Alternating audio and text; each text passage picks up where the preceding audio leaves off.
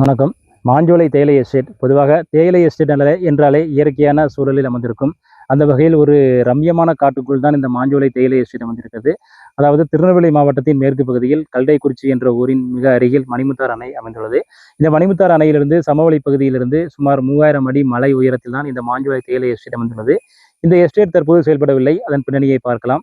அதாவது கடந்த 100 ஆண்டுகளுக்கு முன்பு கல்டைக்குறிச்சி அருகே ஜமீன் சிங்கம்பட்டியைச் சேர்ந்த ஜமீன் கட்டுப்பாட்டில் இந்த வனப்பகுதி அமைந்திருந்தது. அப்போது மும்பையைச் சேர்ந்த பிபிடிசி என்ற தனியார் நிறுவனம் இங்கு தேயிலை எஸ்டேட் அமைக்க விரும்பியது. இதையடுத்து ஜமீன் மூலம் பேச்சுவார்த்தை நடத்தப்பட்டு இங்கு சுமார் 100 ஆண்டுகளுக்கு குத்தகை அடிப்படையில் இந்த நிலத்தை பிபிடிசி நிறுவனம் வாங்கியது. அதன்படி 1929ஆம் ஆண்டு முதல் 2028ஆம் ஆண்டு வரை 100 ஆண்டுகளுக்கு குத்தகைக்கு இந்த நிலம் விடப்பட்டது. எனவே இங்குள்ள 8373 ஏக்கர் நிலப்பரப்பில் பிபிடிசி நிறுவனம் மிக பிரம்மாண்டமான தேயிலை எஸ்டேட்டை உருவாக்கி தொழிலாளர்களை பணியமர்த்தியது. ஆரம்பத்தில் இங்கு 2000க்கும் மேற்பட்ட தொழிலாளர்கள் பணிபுரிந்து வந்தனர். இந்த தேயிலை எஸ்டேட் என்பது அருகில் மேற்கு தொடர்ச்சி மலை ஒட்டி அமைந்துள்ளது. எனவே இங்கு மிகவும் ரம்மியமான சூழல் நிலவும். குறிப்பாக சமவெளி பகுதியில் வெப்பம் மிகவும் மிகுந்து காணப்படும் நேரத்தில் கூட இந்த மாஞ்சோலை பகுதியை வரும்போது மிகவும் குளிர்ச்சியான சூழல் நிலவும். இங்கு ஆண்டுக்கு 8 மாதங்கள் வரை மழை பொழிவு இருக்கும். குறிப்பாக தென்னிந்தியாவில் அதிக மழை பொழிவை தரக்கூடிய ஒரு பகுதியாகவும் மாஞ்சோலை அமைந்துள்ளது. குறிப்பாக மாஞ்சோலை மட்டுமல்லாமல் மாஞ்சோலை அருகிலுள்ள ஊத்து, நாலுமுக்கு, காக்காட்சி போன்ற இடங்களிலும் தேயிலை எஸ்டேட் அமைக்கப்பட்டிருந்தது. எனவே இங்கு தொழிலாளர்கள் மட்டுமல்லாமல் அவர்களை சார்ந்த உறவினர்கள் மற்றும் பொதுமக்கள், வனத்துறை சார்பில் சுற்றுலா வரும் பொதுமக்கள் எனவரும் இந்த தேயிலை எஸ்டேட்டை பார்ப்பதற்காகவும் அருகிலுள்ள வனப்பகுதியை ரசிப்பதற்காகவும் இங்கு வந்து சென்றனர். இதுபோன்று நாட்கள் கடந்து செல்ல ஜமீன் போட்ட ஒப்பந்தம் முடிவடையும் சூழல் ஏற்பட்டது. அதாவது 1929ஆம் ஆண்டு முதல் 2028 வரை மட்டுமே ஒப்பந்தம் போடப்பட்டிருந்தது. எனவே 2028ஆம் ஆண்டு நெருங்குவதால் அந்த பிபிடிசி நிறுவனம் இந்த நிலத்தை வனத்துறை வசம் ஒப்படைக்க வேண்டிய சூழல் ஏற்பட்டது. அதாவது இது தொடர்பாக நீதிமன்றத்தில் ஏற்கனவே வனத்துறை சார்பில் தொடரப்பட்ட வழக்கில் அருகில் காடுகள் அமைந்திருப்பதால் இந்த மாஞ்சோலை தேயிலை எஸ்டேட் அமைந்திருக்க பகுதி அனைத்தும் காப்பு காடாக அறிவிக்கப்பட்டது. அதே சமயம் ஜமீன் சட்டம் ரத்து செய்யப்பட்ட போதிலும் இந்த எஸ்டேட் தொடர்ந்து செயல்பட நீதிமன்றம் அனுமதி அளித்திருந்தது. எனவே தொழிலாளர்கள் நலனை கருத்தில் கொண்டு இந்த எஸ்டேட் செயல்பட அனுமதி அளித்தாலும் கூட ஒப்பந்த காலம், அதாவது குத்தகை காலம் முடிவதற்குள் இந்த எஸ்டேட் முன்பு காடு எப்படி இருந்ததோ அதே போன்று திரும்ப எந்த இடையூறும் இல்லாமல் அதனை வனத்துறையிடம் ஒப்படைக்க வேண்டும் என நீதிமன்றம் உத்தரவிட்டிருந்தது.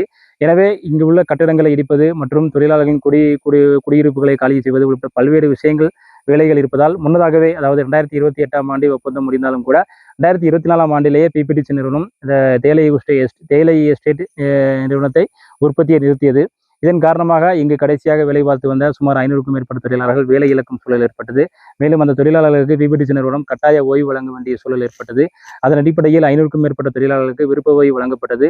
ஆனாலும் இயற்கையான சூழலில், அதாவது மிகவும் ரம்மியமான இந்த காட்டில் 3 தலைமுறைகளாக வாழ்ந்து வந்த பொதுமக்கள் இந்த காட்டை விட்டும் எஸ்டேட்டை விட்டும் பிரிந்து செல்ல மனம் இல்லாமல் தொடர்ந்து இங்கேயே வசித்தனர். குறிப்பாக அவர்கள் தங்களுக்கு போதிய வாழ்வாதாரம் வேண்டும், அரசு இந்த எஸ்டேட்டை ஏற்று நடத்த வேண்டும், இல்லாவிட்டால் இங்கு தங்களுக்கு நிலம் வழங்கி விவசாயம் செய்ய அனுமதி அளிக்க வேண்டும் என பல்வேறு கோரிக்கைகளை வலியுறுத்தினர். இருப்பினும் இது பாதுகாக்கப்பட்ட வனப்பகுதி என்பதால் இங்கே பொதுமக்கள் தங்குவதை அரசு விரும்பவில்லை. எனவே வனத்துறையும் அரசும் இணைந்து இந்த பகுதியில் வசிக்கும் தொழிலாளர்களை கீழே இறக்கும் முயற்சியில் பல கட்டங்களாக ஈடுபட்டிருந்தது. அதன் பலனாக 400க்கும் மேற்பட்ட தொழிலாளர்கள் அரசின் கடனுதவி மற்றும் வீடு உதவி உள்ளிட்ட பல்வேறு உதவிகளை பெற்றுக்கொண்டு கீழே குடியமர்ந்தாலும் கூட சுமார் 50க்கும் மேற்பட்ட தொழிலாளர்கள் தொடர்ந்து இன்னமும் இங்கே வசித்து வருகின்றனர். இதனால் இந்த பகுதியானது முழுமையாக வனத்துறை கட்டுப்பாட்டில் வருவதில் சில தாமதம் ஏற்பட்டது. இருப்பினும் ஏற்கனவே, அதாவது கடந்த 2025ஆம் ஆண்டு மே மாதம் மொத்தமுள்ள 8323 ஏக்கரில் சுமார் 8122 ஏக்கர் நிலத்தை பிபிடிசி நிறுவனம் வனத்துறை வசம் ஒப்படைத்திருந்தது. மீதமுள்ள 221 ஏக்கரில் பிபிடிசி நிறுவனத்தின் தொழிற்சாலை கட்டிடங்கள் மற்றும் குடியிருப்பு கட்டிடங்கள் விட்ட தேயிலை செடிகள் போன்றவை அமைந்திருந்ததால் அதனை வனத்துறை வசம் ஒப்படைக்காமல் இருந்தது.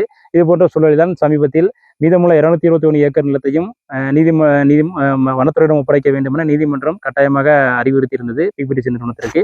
இது தொடர்பாக நோட்டீஸும் வழங்கப்பட்டிருந்தது.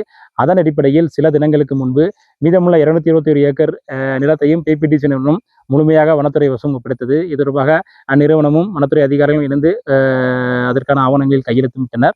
இதன் மூலம் தற்போது மாஞ்சோலை, ஊத்து, காக்காட்சி, நாலுமுக்கு உள்ளிட்ட தேயிலை எஸ்டேட் நிறுவனத்திடமிருந்த ஒட்டுமொத்த 8373 ஏக்கர் நிலமும் முழுவதுமாக வனத்துறை வசம் கிடைத்துள்ளது. இதனால் தேயிலை எஸ்டேட்டின் சகாப்தம் முடிவுக்கு வந்துள்ளது என்றே கூறலாம். அதாவது இதுவரை தொழிலாளர்கள் வெளியேற்றுவதில் சில தடைகள் வனத்துறைக்கு இருந்தாலும் கூட தற்போது நிலம் முழுவதும் வனத்துறை வசம் வந்திருப்பதால் இனி தொழிலாளர்களை எளிதில் கீழே இறக்க முடியும் என வனத்துறை நம்பியுள்ளனர். அதாவது தொழிலாளர்களை கீழே இறக்கும் பட்சத்தில் இந்த இடத்தை, அதாவது தற்போது எஸ்டேட்டாக இருக்கக்கூடிய இந்த இடத்தை மேம்படுத்தப்பட்ட காடாக மாற்ற வனத்துறை ஒரு திட்டத்தை வைத்துள்ளனர். குறிப்பாக இங்கு தேயிலை செடிகள் எல்லாம் தற்போது செயல்படாத காரணமாக அது மரங்களாக வளர்ந்து விட்டது. தேயிலை செடிகள் அனைத்து மரமாக வளர்ந்த நிலையில் அதனை அழித்து இது ஏற்கனவே இருந்ததை போன்று ஒரு ஒரு அடர்ந்த வனப்பகுதியாக இதனை மாற்ற வனத்துறை ஒரு மிகப்பெரிய திட்டத்தை வைத்துள்ளது. எதிர்காலத்தில் இதை ஒரு சுற்றுச்சூழல், அதாவது சூழல் சுற்றுலா ஏற்பாடு செய்யவும் இங்கு வனத்துறை திட்டமிட்டதாக கூறப்படுகிறது. எனவே தற்போது எஸ்டேட் முடிவுக்கு வந்திருப்பதால் அடுத்த கட்டமாக இந்த பகுதியை, பாதுகாக்கப்பட்ட வனப்பகுதியை ஒரு அடர்ந்த காட்டு பகுதியாக மாற்றுவதற்கான முயற்சியில் வனத்துறை ஈடுபட்டு வருகிறது. இதன் மூலம் மாஞ்சோலை தேயிலை எஸ்டேட் சகாப்தம் முடிவுக்கு வந்திருப்பதை நாம் ஏற்கனவே கூறியிருந்தோம். எனவே இந்த சூழலில் மாஞ்சோலை தற்போது எந்த அளவில் இருக்கிறது, அங்கு என்ன மாதிரியான சூழல் நிலவுகிறது என்பதை பார்ப்பதற்காக இன்று நாம் நேரில் வந்தோம். அதாவது சுமார் 2 ஆண்டுகளுக்கு 3 ஆண்டுகளுக்கு முன்பு எங்கு பார்த்தாலும் மாஞ்சோலை டீ கடை, ஓட்டல், தபால் நிலையங்கள், சுகாதார அலுவலகங்கள், ரேஷன் கடைகள் என பரபரப்பாக இயங்கிக் கொண்டிருந்தது. ஒருபுறம் பொதுமக்கள் தோளில் பையை சுமந்தபடி தேயிலை பறித்துக் கொண்டிருந்தனர். ஆனால் இன்று நாம் வந்தபோது காட்சிகளே தலைகளாக மாறியிருந்தது. அதாவது எங்குமே எந்த கடைகளும் இல்லை. ஒரு வீடுகள் கூட பெரும்பாலும் அடைத்து பூட்டி காணப்பட்டிருந்தது. தொழிலாளர்கள் மிக மிக குறைவாக ஆங்காங்கே இருந்தனர். மொத்தத்தில் மனிதர்கள் நடமாட்டம் குறைந்து ஒரு வெறிச்சோடி நிலையிலேயே இந்த மாஞ்சோலை எஸ்டேட் பகுதி காணப்பட்டது. குறிப்பாக மாஞ்சோலை மட்டுமல்லாமல் ஊத்து, நாலுமுக்கு போன்ற அனைத்து பகுதிகளுமே வெறிச்சோடி காணப்பட்ட சூழலில் தான் அமைந்திருக்கிறது. எனவே இன்னும் ஓரிரு மாதங்களில் இந்த பகுதி முழுவதுமாக வனத்துறை கட்டுப்பாட்டில் வந்து ஒரு அடர்ந்த வனப்பகுதியாக மாற இருப்பது குறிப்பிடத்தக்கது. டிடிவி பாரத் செய்திகளுக்காக திருநெல்வேலி செய்தியாளர் ஈராமணியன்.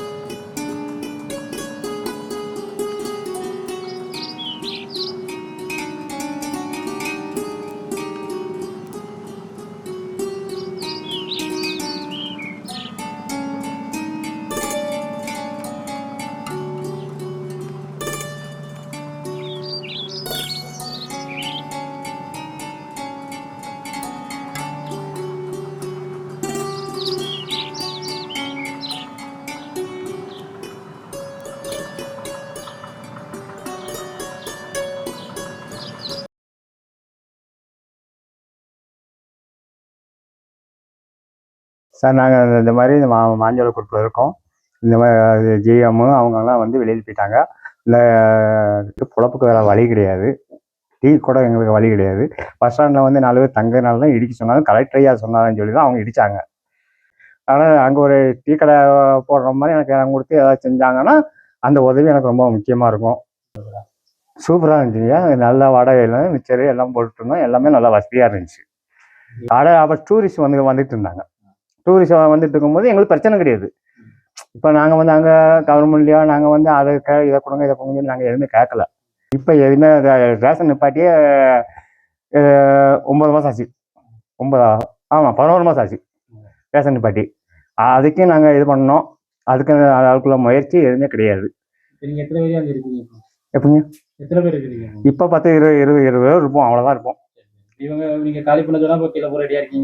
ரெடியாக போனோம்னா எங்களுக்கு ஏதாவது உதவி பண்ணால் நான் கண்டிப்பாக போயிடுவோம்.